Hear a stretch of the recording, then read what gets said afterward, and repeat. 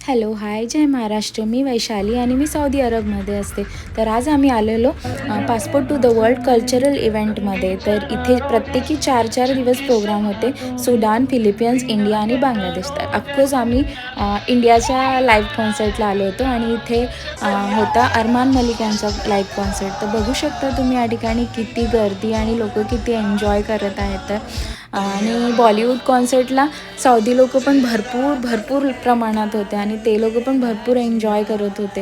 या ठिकाणी तुम्ही बघू शकता सगळे किती डान्स करत आहेत आणि सगळ्यांना मजा येत आहे आणि असं वाटत नाही आहे की हा सौदीचा कॉन्सर्ट आहे म्हणून.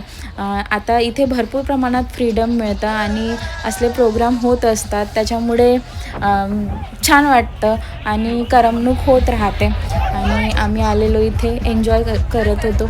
आणि इथे परत आपले इंडियन स्नॅक्स आणि इंडियन क्लोथ्स, स्वीट्स वगैरे यांचे पण स्टॉल लागले होते.